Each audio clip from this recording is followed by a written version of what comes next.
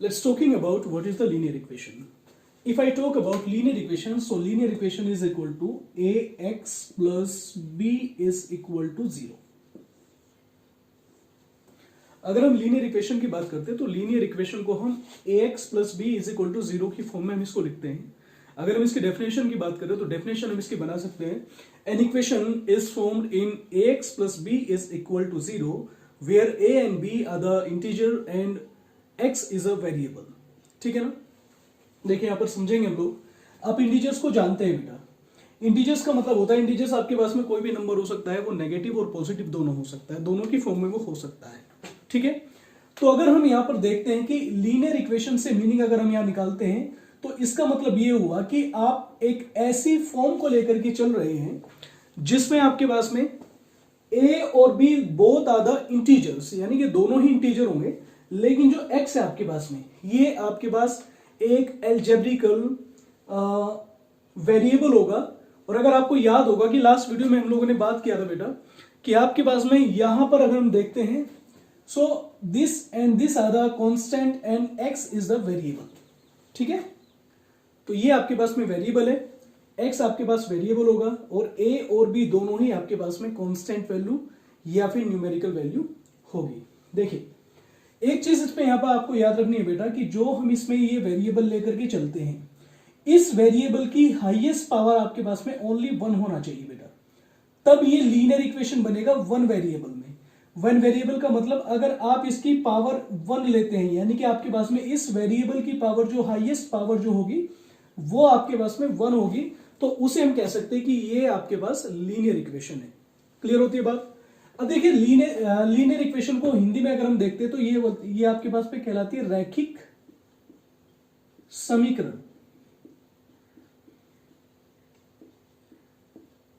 Clear होती है बात. लीनियर इक्वेशन मींस रैखिक समीकरण. रैखिक समीकरण अगर आपने कोई भी एक लाइन ड्रॉ कर दिया तो इस लाइन को आप एक इक्वेशन की फॉर्म में जब आप फॉर्म करके दिखाएंगे, इसको बना के दिखाएंगे, तो वो आपके पास में लीनियर इक्वेशन बनेगी. और वो लीनियर इक्वेशन जो आपके पास आएगी वो ax प्लस बी की फॉर्म में आपके पास आएगी. क्लियर हो जाती है बात. अब हम यहां पे बात करेंगे बेटा कि इसमें हम लोग कैसे आइडेंटिफाई करेंगे कि कौन सी इक्वेशन लीनियर इक्वेशन होगी या कौन सी इक्वेशन लीनियर इक्वेशन नहीं होगी. तो चलिए उसके बारे में हम लोग बात करते हैं. गाइस देखिए मैंने आपके सामने यहां पर कुछ एग्जांपल्स लिखे हैं. फर्स्ट एग्जांपल आपके पास में है 2x प्लस का 3y इज इक्वल टू 9. ठीक है ना. यहां पे चूंकि हम लोग बात करें लीनियर इक्वेशन की, तो यहां पर हम जो एग्जांपल्स आपके सामने रख रहे हैं वो सब के सब लीनियर इक्वेशन का हम लोगों ने एग्जांपल के तौर पे आपके सामने रखे हैं. अब क्या होगा देखिए ध्यान से देखिएगा. मैंने आपको बताया था कि लीनियर इक्वेशन जो होगी उसमें ax plus B is equal to 0 या फिर इज इक्वल टू c की फॉर्म में हम उसको रखते हैं ज्यादातर. ठीक है ना. लेकिन यहां पर आप एक चीज को देखिएगा, मैंने आपके सामने फर्स्ट एग्जांपल लिया 2x प्लस का 3 इज इक्वल टू 9. अब एक चीज इसमें आपको याद रखना है बेटा, अगर आप इसको ax plus B is equal to या तो c आप इसको लिखें या फिर आप इसको लिखेंगे ax प्लस का b is equal to c. आप इसको इस फॉर्म में भी लिख सकते हैं. कंडीशन क्या होगी. कंडीशन आपके पास ये होगी बेटा कि जब आप किसी भी इक्वेशन को लेंगे तो जब आप उसकी LHS और RHS बोथ साइड को जब आप उसमें वैल्यू में रखेंगे तो वो दोनों की दोनों एक दूसरे के इक्वल आना चाहिए. क्लियर होती है बात. देखिए मैं आपको कह रहा हूं ये आपके पास में अगर हम इसकी बात करें बेटा, ये आपके पास में LHS है यानी कि लेफ्ट हैंड साइड, और ये आपके पास में RHS यानी कि राइट हैंड साइड. तो लीनियर इक्वेशन में जब भी कोई इक्वेशन आपको दी जाएगी, कोई क्वेश्चन आपको दिया जाएगा, तो उसमें कंडीशन ये होगी कि उसका जो लेफ्ट हैंड साइड की जो उसकी वैल्यू होगी वो राइट हैंड साइड की वैल्यू के इक्वल बिल्कुल आएगी वो. ठीक है ना. उन दोनों की दोनों वैल्यू कैसे आएंगी, वो दोनों इक्वल आएंगी. अगर आपसे वैल्यू कभी कभी पूछता है, देखिए सपोज कि जब आप कहेंगे सर कि सर आपने इसको बताया कि ये LHS is equal to RHS हम लोगों को दिखाना है, बट यहां तो इधर तो 9 है लेकिन इधर आपके पास 2x प्लस का 3 इज इक्वल टू, ये तो 9 है, दोनों तो इक्वल हो नहीं रहा है. तो इस कंडीशन में आपको करना क्या है बेटा, इस कंडीशन में आपको यह करना है कि ज्यादातर इस टाइप के क्वेश्चंस में आपको जो वेरिएबल आपको दिया गया है उस वेरिएबल की वैल्यू आपको फाइंड आउट करके दिखानी है.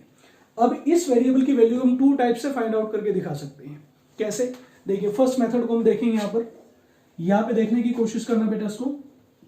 मैंने आपके सामने लिखा 2x प्लस का 3 इज इक्वल टू 9, ठीक है ना। फर्स्ट मेथड आपके पास क्या होगा कि 2x इज इक्वल टू, इस 3 को उठा के ले आइए, माइनस का 3 हो जाएगा। आप करेंगे 2x is equal to 9 minus जब 3 आप करेंगे तो 6 आएगा आपके पास, ठीक है ना। और अगर हम यहां से x की वैल्यू निकालेंगे तो आपको करना पड़ेगा 6/2, और जब आप इससे इसको कैंसिल आउट करेंगे तो ये 3 टाइम कटेगा, यानी कि x इज इक्वल टू 3। यहां पे आपके पास x की कितनी वैल्यू आ गई है, 3 वैल्यू आ गई है। अब हमें कैसे पता चलेगा कि ये 3 इसका सॉल्यूशन है या नहीं है, ये इस इक्वेशन को सेटिस्फाई करता है या नहीं करता है। तो उसके लिए आपको करना क्या होगा बेटा, इस x की वैल्यू को, देखिए मैंने आपको बताया था कि जब आप इक्वेशन को सोल्व करते हो तो आपके पास में टू मेथड है आपके पास।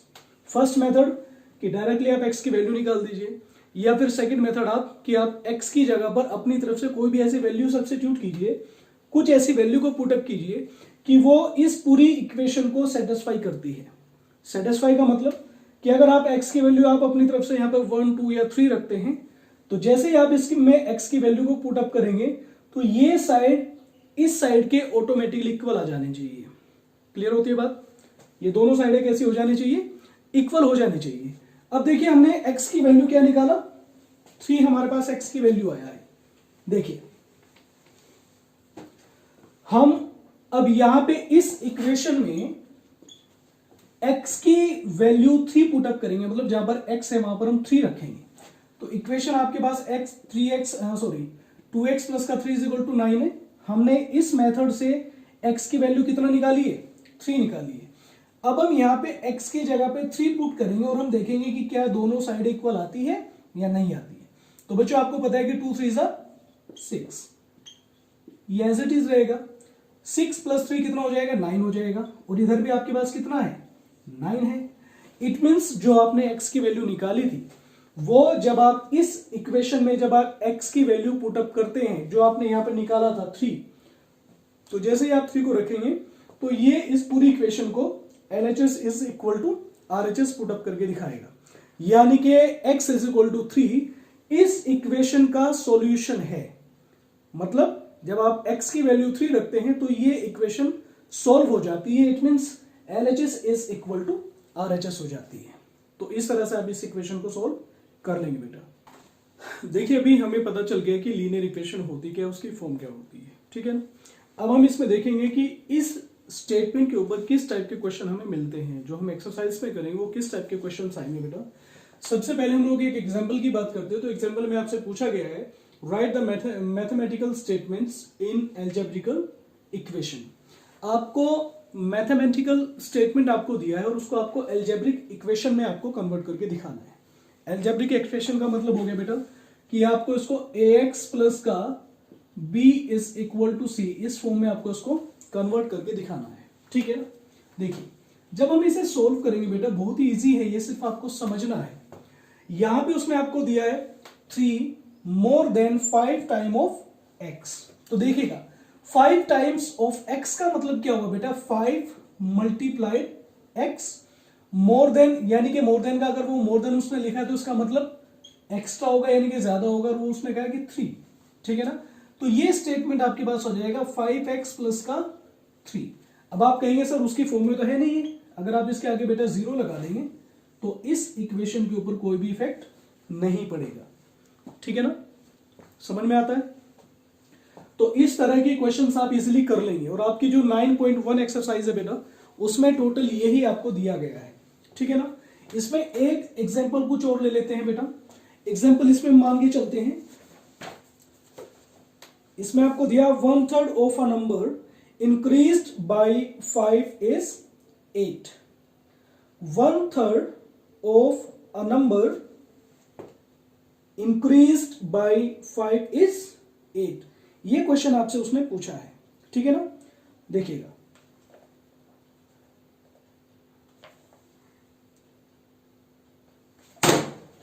अगर हम इसको लेते हैं कि 1/3 of a number increased by 5 is 8, it means ये हुआ कि 1/3 ऑफ अ नंबर यानी कि 1 into x increased by 5 is 8। ठीक है ना। अगर हम इसको गलत नहीं कर रहे तो आपके पास में देखिएगा इसको,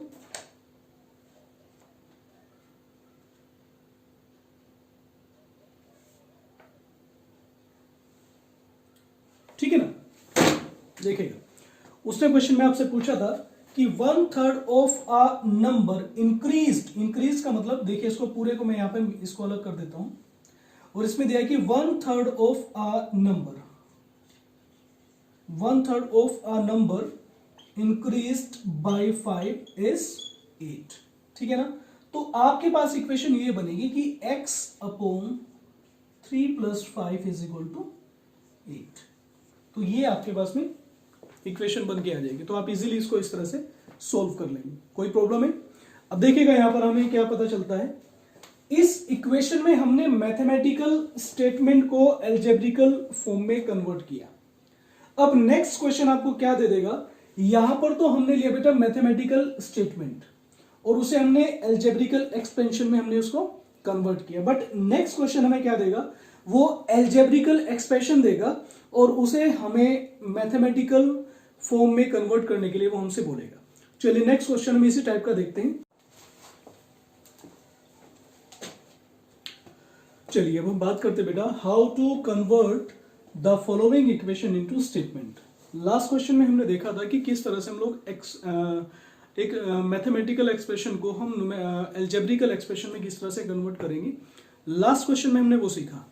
अभी हम देखते हैं कि किस तरह से हम लोग convert the following equations into statement, यानी कि आपको मैथमेटिकल इक्वेशन आपको दिया गया है और उसको आपको अलजेब्रिक स्टेटमेंट में आपको उसको कन्वर्ट करना है। तो देखिए जब हम इसको सॉल्व करेंगे बेटा, सिर्फ क्वेश्चन को समझने की कोशिश कीजिएगा। ठीक है। तो यहां पे हम देखते हैं 5p यानी कि 5 time of p more than 3 is equal to 28। ठीक है ना। यहां में दिखाई दे रहा है कि 5 का जो p का जो मल्टीप्लायर है वो 5 है, प्लस बीच में है 3 है और इज इक्वल टू 28 है। तो या तो हम इसको ये लिखें कि 3 more than 5 times of p is equal to 28। देखिएगा क्या लिखेंगे, 3, देखिए यहां पर 3 है ना, तो हम लिखेंगे 3 more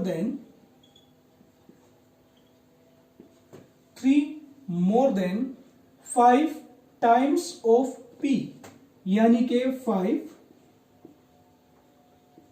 times of p is equal two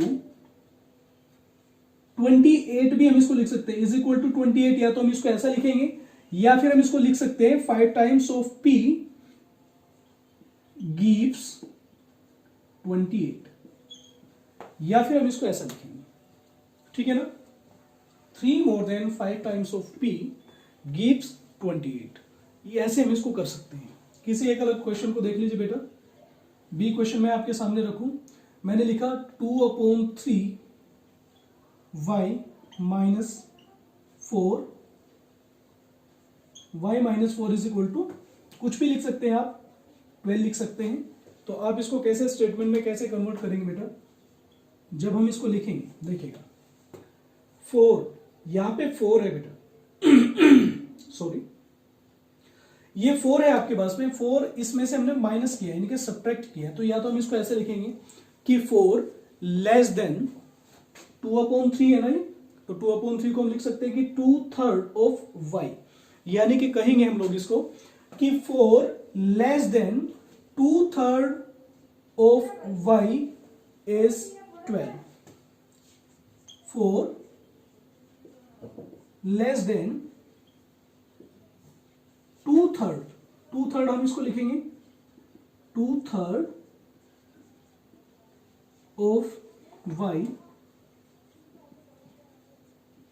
gives कितना बेटा 12। तो इजीली आप इनको इस तरह से लिख सकते हैं। सभी क्वेश्चंस आपके पास इस चैप्टर में ऐसे ही आएंगे, कोई भी इसमें ऐसा नहीं होगा जो आप नहीं कर पाएंगे। ठीक है ना। चलिए अब हम इसमें सीधा डायरेक्टली अपनी एक्सरसाइज में चलते हैं और उसमें देखेंगे कि किस टाइप के हमें क्वेश्चन उसमें मिलने वाले हैं। ठीक है। चलिए देखिए गाइस, यहां पे हम बात करते हैं एक्सरसाइज 9.1 और उसका फर्स्ट क्वेश्चन आपको दिया है, आप अपनी बुक में देख सकते हैं।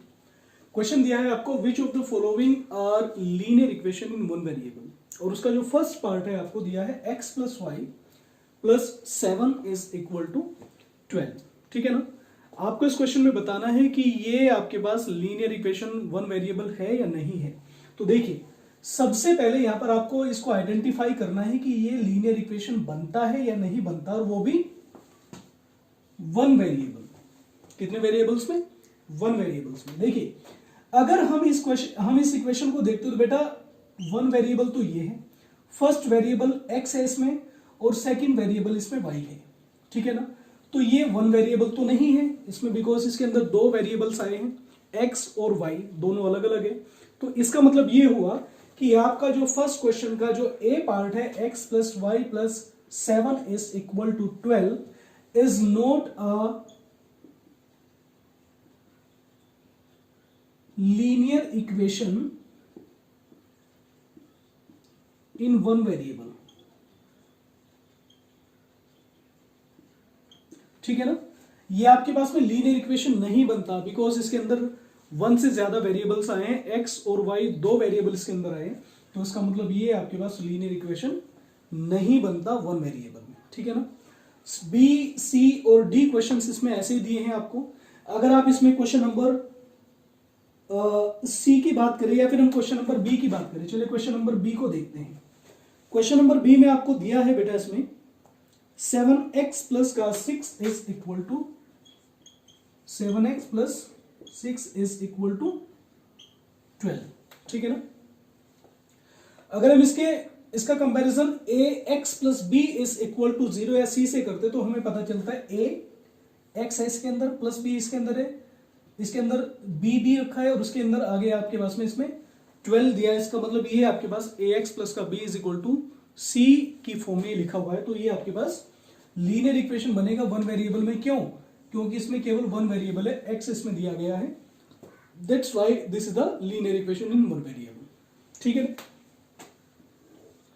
अब इसमें क्वेश्चन अगर हम एक मैं आपको अपनी तरफ से दे दूं, मैंने आपके सामने लिखा 3x माइनस का 5 इज इक्वल टू 0। अगर हमसे पूछते हैं कि बताइए ये लीनियर इक्वेशन है या नहीं है, डेफिनेटली लीनियर इक्वेशन है बेटा, क्योंकि इसमें दो इसमें इंटीजर्स आए हैं 3 and 5, both are the integers and x is the variable. ठीक है ना। यहां पे ये डिपेंड नहीं करेगा बेटा। देखिए यहां पर कंडीशन आपको क्या समझनी है, अगर कोई भी इक्वेशन प्लस और माइनस से एक दूसरे के साथ में कनेक्टेड है और उसमें वन वेरिएबल दिया गया है, so that will be the linear equation in one variable. बशर्ते उसमें कंडीशन ये होनी चाहिए कि या तो वो प्लस या फिर वो माइनस से कनेक्ट होने चाहिए। अगर कोई इक्वेशन, अब आप पूछेंगे सर अगर कोई इक्वेशन में मल्टीप्लाई से कोई कनेक्ट है, तो अगर कोई इक्वेशन मल्टीप्लाई से कनेक्टेड है तो वो लीनियर इक्वेशन नहीं मानी जाएगी। वो सिर्फ तब मानी जाएगी जब उसको प्लस और माइनस दोनों में से किसी एक से कनेक्ट की जाएगी। ठीक है ना। चलिए अब इसमें नेक्स्ट क्वेश्चन देखेंगे बेटा।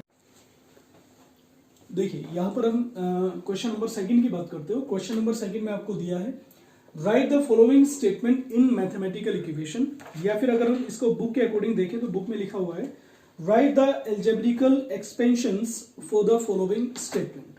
ये आपको क्वेश्चंस दिया है और उसमें जो आपको ए पार्ट उस पर दिया है क्वेश्चन नंबर सेकंड, और उसका ए कहता है आपको कि 6 subtracted from the product of m and 3 gives 12। ठीक है ना। 6 subtracted from the product of m and 6 gives 12। m and 6 की प्रोडक्ट यानी कि 6m subtracted कितना, 6 को सब्ट्रैक्ट किया गया, प्रोडक्ट है आपके पास में 3m, 3m माइनस 6 गिव्स आपके पास दिया है 12। तो ये आपका फर्स्ट क्वेश्चन जो है उसका आंसर हो जाएगा। सेकंड क्वेश्चन को अगर हम देखते हैं, आप अपनी बुक में देख सकते हैं बेटा, बी में आपको दिया है कि 5 is equal to the sum of x and y, sum of x and y, sum of x यानी कि sorry y plus 8 is equal to कितना दिया है 5, इक्वल टू 5। ये आपको आपके क्वेश्चंस में आपसे पूछा गया है कि क्वेश्चन में पूछा है आपको 5 is equal to the sum of x and y। तो ये आपका बी का आंसर हो जाएगा। क्लियर होती है बात। अब इसमें आपको मैंने क्वेश्चन नंबर ए और बी आपको बता दिया, सी डी और एफ। सी, डी और ई, इसमें जो 3 क्वेश्चंस आपको दिए हैं वो आप इसको अपने आप करके देखेंगे। अगर कोई प्रॉब्लम आएगी तो फिर मुझसे पूछना। अब इसमें क्वेश्चन नंबर 3 को देखते हैं बेटा। क्वेश्चन नंबर 3, क्वेश्चन नंबर 3 आपसे कहता है कि right the statement of the following equations. आपको स्टेटमेंट देना है इनका। स्टेटमेंट का मतलब आपको इस फॉर्म में आपको दिया गया है, आपको स्टेटमेंट फॉर्म में बनाना है जिस फॉर्म में आपको क्वेश्चन नंबर 2 दिया है। तो देखिएगा 3rd का ए क्वेश्चन हम कैसे करेंगे। ए में आपको दिया बेटा 3x + 7, 3x + 7 is equal to 5, ये आपको दिया है बेटा। तो इसमें हम देखेंगे, आप ध्यान से देखिएगा, 7 मोर than 3 times of x gives 5, 7 more than 3 times of x gives 5। तो ये इसका स्टेटमेंट हो जाएगा। देखेंगे 7 मोर than 3 times of x is gives, इसको हटा देंगे इसको यहां से, x gives 5, ये इसका आंसर हो जाएगा बेटा। क्लियर होती है? देखिए हमारा जो 4th क्वेश्चन है आपके पास में, 4th क्वेश्चन में आपको दिया है कि solve the following questions by the trial and error method. ये आपको क्वेश्चन दिया है। यहां पर आपको नया ये मिला है कि इसमें आपको ट्रायल एंड एरर मेथड से आपको कुछ क्वेश्चंस को सोल्व करना है। तो इस क्वेश्चन में हम देखेंगे कि ट्रायल और एरर मेथड होता क्या है और किस टाइप से हम उसमें क्वेश्चन को सोल्व करेंगे। देखिए क्वेश्चन नंबर 1 आपको दिया है कि 3x + का 1 इज इक्वल टू 10। अब यहां पर आपको देखना पड़ेगा, ये आपके पास में बेटा, अगर हम इसकी बात करें तो ये आपके पास LHS है और ये आपके पास RHS है। और हमने आपके सामने एक टेबल को बनाया है, this is the serial number, value of x, LHS, RHS, और ये आपके पास में LHS is equal to RHS। मैं इसमें आपको एक चीज बताता चलूं बेटा कि इसमें, इस मेथड में आपको करना क्या होता है कि इसमें आप x की वो वैल्यू पुटअप करते हैं और तब तक वैल्यू पुटअप करते हैं जब तक कि आपकी इक्वेशन का LHS और RHS दोनों इक्वल ना आ जाए। ठीक है ना? तो x की कुछ ऐसी वैल्यू को हम देखेंगे इसमें। देखिए सबसे पहले हम लोग 1 से शुरू करेंगे। किससे शुरू करेंगे? 1 से। x की वैल्यू को हम सबसे पहले 1 पुटअप करेंगे। तो जब हम 1 को पुटअप करेंगे तो आपके पास 3 × 1 + 1 आएगा, यानी कि 3 × 1, 3 + 1 यानी कि कितना आ जाएगा? 4 आ जाएगा। RHS आपके पास कितना है? 10 है। तो LHS is equal to RHS हुआ या नहीं हुआ? अभी नहीं हुआ, तो ये हम नो लिखेंगे। अब हमने x की वैल्यू को 1 तो रख के देख लिया, नहीं आया। अब हमने x की वैल्यू को 2 रखा, तो जब हम 2 रखेंगे तो 3 × 2 + 1, LHS कितना आएगा? 3 × 2 = 6, 6 + 1 7, 6 + 1 कितना आया बेटा? 7 आया। RHS फिर आपके पास कितना है? 10 है। LHS is equal to RHS हुआ या नहीं हुआ? अभी नहीं हुआ, तो हम इसको नो लिखेंगे। ठीक है ना? अब जब हमने 1 को रखा तब आपके पास में सॉल्यूशन नहीं मिला। हमने x इज इक्वल टू 2 रखा तब आपके पास सॉल्यूशन नहीं मिला। अब हम देखेंगे x इज इक्वल टू 3 रखे, क्या 3 रखने के बाद हमारी ये इक्वेशन LHS और RHS दोनों इक्वल आती है या नहीं आती? तो जब हमने इसको रखा बेटा, देखिए 3 एज इट इज ये चलता जा रहा है, 3 3 3, ये यहां पर इस 3 की वैल्यू एज इट इज है, x की वैल्यू को हम लोग बदल रहे हैं, तो 3 आएगा प्लस का 1 आएगा, तो 3 3 = 9, 9 + 1 कितना होगा? 10 होगा। RHS आपके पास कितना है? 10 है। तो LHS is equal to RHS, देखिए LHS भी आपके पास 10 आया और RHS भी आपके पास 10 आया। इट मीन्स आपके पास LHS is equal to RHS हो गया। तो हम यहां पर कहेंगे ये हमारा आंसर आ चुका है। सो व्हेन, अब यहां पे हमें लिखना पड़ेगा, when we put x is equal to 3, then we get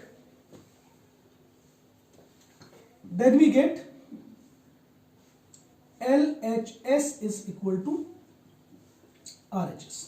तो हमारा आंसर कितना है बेटा? हमारा आंसर होगा x इज इक्वल टू 3। तो ये आपका आंसर हो जाएगा। क्लियर होती है बात? समझ में आ रहा है? एक बार दोबारा से इसको समझ लीजिए बेटा। ये मेथड आपके पास में ट्रायल एंड एरर मेथड के नाम से जानते हैं इसको। और इसमें क्या करते हैं, इसमें हम किसी भी इक्वेशन में x की तब तक वैल्यू पुट अप करते रहते हैं जब तक हमें LHS is equal to RHS ना मिल जाए। ठीक है ना? तो आपके पास इक्वेशन दिया था 3x प्लस का 1 इज इक्वल टू 10। x की वैल्यू आपको रखेंगे। हर एक क्वेश्चन में आप ये टेबल जरूर बनाएंगे बेटा। इस टेबल को बनाने के बाद ही आप अपने क्वेश्चन को सोल्व करना शुरू करेंगे। तो जब आपने x की वैल्यू 1 2 3 रख के देखा तो आपको पता चला when we put up the value x is equal to 3 then we get the answer 10 और 10 ही हमें निकालना था। किस वैल्यू को रखने के बाद आया? x is equal to 3 रखने के बाद आया। तो ये आपको स्टेटमेंट लिखना पड़ेगा। इस तरह से आप अपने क्वेश्चन नंबर 4 को सोल्व बाय सिस्टमेटिक मेथड। आपको कुछ क्वेश्चंस आपको दिए गए हैं क्वेश्चन नंबर 5 में, और उसमें आपको कुछ ऑप्शंस आपको दिए गए हैं, उन्हें आपको सिस्टमेटिक मेथड से आपको सोल्व करना है। तो सिस्टमेटिक मेथड होता क्या है उसको बड़े ध्यान से समझेंगे बेटा, और वो आपको क्वेश्चन नंबर 5 का जो ए पार्ट हम करने जा रहे हैं उसी से आपको क्लियर हो जाएगा। देखिए क्वेश्चन नंबर 5 में आपको दिया है ए पार्ट की अगर हम बात करते हो तो 3x plus 1 is equal to 10। यहां पर वो हमसे कहता है सिस्टमेटिक मेथड का हमें यूज करना है। तो सिस्टमेटिक मेथड होता क्या है बेटा आपके पास में, उसको बड़े ध्यान से समझिएगा। देखिए यहां पर 1 है लिखा हुआ, कितना है आपके पास? 1। आपको जो वेरिएबल के साथ जो आपके पास में जो कांस्टेंट वैल्यू लिखी गई है उसके साथ, वेरिएबल के साथ कांस्टेंट वैल्यू, उसको कुछ नहीं कहना आपको, लेकिन जो प्लस या माइनस से आपको LHS में आपको दिया है, लेफ्ट हैंड साइड में जो आपको वैल्यू दी गई है उस वैल्यू को, जितना वैल्यू आपको दिया है, देखिए +1 है यहां पर, तो +1 में हमें क्या करना होगा? LHS और RHS बोथ साइड में आपको इस 1 को 0 बनाने के लिए आपको क्या करना होगा? आपको इस 1 को 0 बनाने के लिए आपको इसमें से -1 को करना होगा, यानी कि आपको इसमें से 1 को माइनस करना होगा, तब जाके ये आपके पास में 0 बनेगा। कैसे बनेगा 0 देखिएगा। अब सपोज कीजिए मेरे पास 1 है, तो 1 में से मैं कितना सब्ट्रैक्ट करूं कि आपके पास में 0 बन जाए? तो आपको 1 सब्ट्रैक्ट करना पड़ेगा, तब आपके पास 0 बनेगा। तो यहां चूंकि प्लस है ये, तो इसमें से आपको -1 करना पड़ेगा, तब आपके पास 0 बनेगा। अब अगर आपके पास बेटा -1 होता है यहां पर लिखा हुआ, अगर इस इक्वेशन में आपके पास -1 होता लिखा हुआ, तब आप क्या करते? देखिए अगर -1 है तो इसको 0 बनाने के लिए आपको क्या करना होगा? इसमें आपको 1 को प्लस करना होगा। क्या करना होगा? 1 को प्लस करना होगा। तो आपको करना पड़ेगा +1, तब ये आपके पास 0 बनेगा। तो कहने का मतलब ये हुआ कि जब आप सिस्टमेटिक मेथड का यूज करते हैं तो लेफ्ट हैंड साइड में जो भी आपको कांस्टेंट वैल्यू दी गई है वेरिएबल से अलग, उसमें से कुछ आपको ऐसा सब्ट्रैक्ट करना होगा कि वो आपके पास 0 बन जाए। अगर आप उसे 0 बना देंगे तो आप इजीली उस क्वेश्चन को सिस्टमेटिक मेथड से सोल्व कर लेंगे। चलिए अब इस क्वेश्चन को समझते हैं। देखिए क्या हम इसमें क्या करेंगे। अब यहां पे आपके पास 1 है बेटा, अगर इस 1 में से मैं 1 को ही माइनस कर दूं तो ये 0 बन जाएगा, और अगर मैं लेफ्ट हैंड साइड में -1 करूंगा तो मुझे राइट हैंड साइड में भी -1 करना होगा। देखिएगा क्वेश्चन को बड़े ध्यान से समझना बेटा। हम लिखेंगे यहां पे 1 है, मुझे 1 को 0 बनाना है, तो मुझे क्या करना होगा? मुझे 1 को सब्ट्रैक्ट करना होगा। तो हम लिखेंगे subtract 1 on both side. Subtract 1 on both side. तो जब हमने 1 को दोनों साइड में से माइनस किया तो आपके पास बनेगा +1, तो था ही बेटा ये, हमने इस पे -1 किया और बराबर आपके पास हो जाएगा 10। इधर भी हमने -1 कर दिया, ठीक है ना। अब देखिए ये प्लस है ये माइनस है, जितना ये उतना ही इसमें से घटाना है, तो आपके पास क्या हो जाएगा? ये 0 बन जाएगा। तो आपके पास मिलेगा 3x इज इक्वल टू 10 - 1 करेंगे तो आपके पास 9 आएगा, यानी कि अब आपके पास x को हम इसको एज इट इज छोड़ेंगे, जो x का कांस्टेंट वैल्यू है, वेरिएबल का जो मल्टीप्लायर है, हम उसको क्या करेंगे बेटा? इधर राइट हैंड साइड में ले जाके इस 9 के अपोजिट रख देंगे, और जब हम 3 से इसको डिवाइड करेंगे तो 3 टाइम कर देगा, यानी कि x इज इक्वल टू आपके पास कितना आ गया? 3 आ गया। तो ये आपका आंसर है, ठीक है ना। क्लियर होती है बात? आपको सिस्टमेटिक मेथड समझ में आया? एक क्वेश्चन और इसमें देखते तब आपको बिल्कुल क्लियर हो जाएगा। क्वेश्चन नंबर बी को देखिए। क्वेश्चन नंबर बी में आपको दिया है बेटा, अगर आपकी बुक से ही देखते हैं, इसमें आपको दिया है कि 5 minus B upon 3 is equal to 2। 5 minus B upon 3 is equal to 2। ये आपके पास क्वेश्चन। सोल्व कैसे करेगी? एक चीज आपको यहां पे बेटा रिमाइंड रखनी है, क्या कि जो वेरिएबल के साथ जो वैल्यू लिखी हुई है उसे आपको कुछ नहीं कहना, लेकिन जो कांस्टेंट वैल्यू है उसी को आपको लेफ्ट हैंड साइड में से आपको माइनस या फिर प्लस करना है, ताकि आपका लेफ्ट हैंड साइड में केवल आपके पास वेरिएबल की वैल्यू बचे, कांस्टेंट की वैल्यू ना बचे। अब देखिए यहां पर प्लस का 5 है, अगर यहां कुछ नहीं है तो इसका मतलब यहां पे +5 लिखा हुआ है, तो हम इसमें से कितनी वैल्यू को माइनस करें कि ये 0 बन जाए। इसको ये रहने दे और इसको 0 बनाना है, तो हमें करना क्या होगा बेटा, हम लिखेंगे सब्ट्रैक्ट 5 ऑन बोथ साइड। आपको 5 को दोनों साइड में से आपको माइनस करना पड़ेगा, तो जब आप माइनस करेंगे तो ध्यान से देखिएगा, 5 माइनस बी अपॉन 3। अब हमने माइनस, ये तो एज इट इज क्वेश्चन तो हमें दिया है, अब हमने इसमें से 5 को माइनस किया, इज इक्वल टू इधर आपके पास 2 बचा है, और इसमें से माइनस हमने 5 इसमें से निकाल दिया। अब ये प्लस की वैल्यू है और ये माइनस की वैल्यू, दोनों की दोनों आपस में कैंसिल हो जाएगी।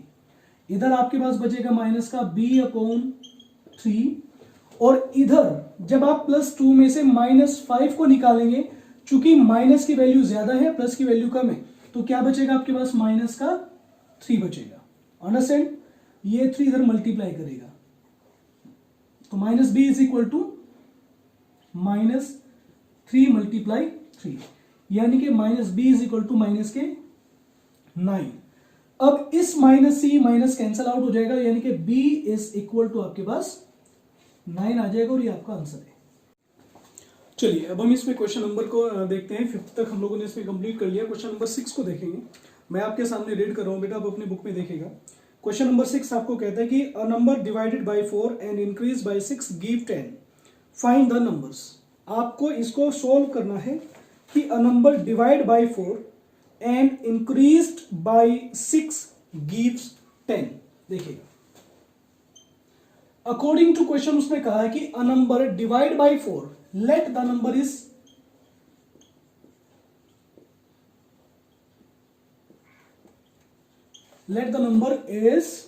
x। According to question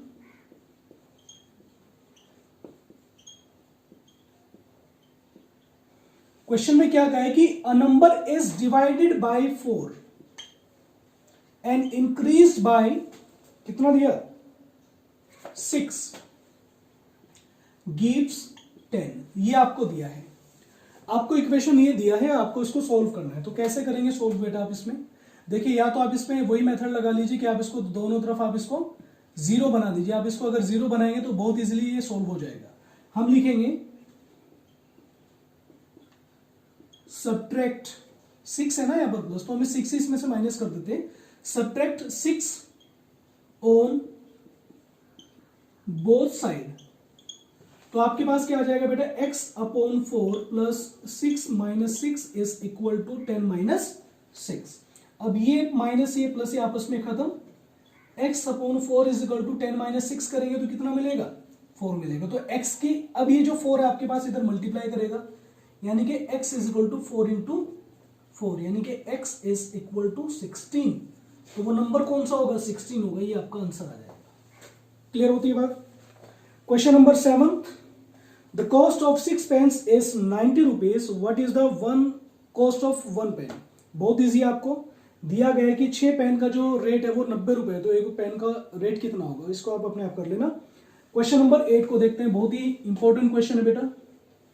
8 question में आपसे कहा है कि 92 exceeds another number by 32, what is the other numbers.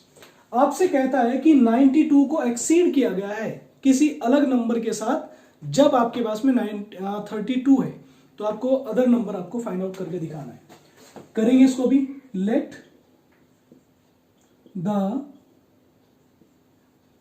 Other number is equal to X. ठीक है ना, हमने मान लिया कि वो, मान लीजिए वो आपका जो नंबर है वो एक्स है। So according to question, according to question उसने आपको कहा है कि x को एक्सीड किया गया 32 के साथ तब आपको 92 मिलता है। तो आपको x की वैल्यू फाइंड आउट करके दिखानी है। इसको उठाइए, आप इसके राइट हैंड साइड में लेके चले जाइए। तो 92 माइनस का 32 यानी कि x इज इक्वल टू कितना मिलेगा, 60 मिलेगा। ये आपका आंसर है। ठीक है ना, तो ये बहुत ही इजी क्वेश्चन है बेटा, इसे आप बहुत इजीली कर लेंगे। अगर इसमें आपको क्वेश्चन नंबर 9, 10 और 11, ये 3 क्वेश्चन आपके पास में 9th को और दिस में देख लेते हैं, 10 और 11 आपको खुद करना है। चलिए 9 क्वेश्चन को देखते हैं। चलिए क्वेश्चन नंबर 9 को देखते हैं बेटा, सब लोग अपनी बुक में देखेगा। क्वेश्चन नंबर 9 है आपके पास में, the sum of 3 consecutive integers is 45, what is this integers. ठीक है ना, ये आपको बताना है। आपको कॉन्जिक्यूटिव इंटीजर्स का सम दिया है, वो है 45 के अकॉर्डिंग, 45 के इक्वल। क्वेश्चन नंबर 9 है। देखिए यहां पर कॉन्जिक्यूटिव नंबर को देखेंगे। कॉन्जिक्यूटिव नंबर का मतलब होता है कि अगर हमने फर्स्ट नंबर x लिया है तो सेकंड नंबर हम x प्लस 1 लेंगे, थर्ड नंबर x प्लस 2 लेंगे। मतलब फर्स्ट नंबर में 1 1 1 ऐड करते चले जाना है, जितने भी नंबर वो हमसे पूछता है। तो हमने किया इसको, let the first number is x। हमने फर्स्ट नंबर x ले लिया। सेकंड नंबर क्या हो जाएगा आपके पास में बेटा, x प्लस 1। थर्ड नंबर आपके पास हो जाएगा x प्लस 2। हमें 3 कॉन्जिक्यूटिव नंबर लेना था, तो फर्स्ट, सेकंड और थर्ड ये आपके पास में 3 नंबर्स हमने ले लिए। अंडरस्टैंड। अब देखिएगा अकॉर्डिंग टू क्वेश्चन जब हम इसको करेंगे, according to question, according to question का मतलब उसने कहा था कि the sum of 3 consecutive number is 45। तो हम उसको लेंगे x plus 1 plus x plus 2 is equal to कितना बेटा, 45 है। तो देखिए अब इनको सबको हम ऐड कर लेंगे, 1 प्लस 1 प्लस 1 यानी कि 3x प्लस 2 प्लस 1, ये आपके पास कितना हो जाएगा, 3 हो जाएगा। तो आपके पास 45।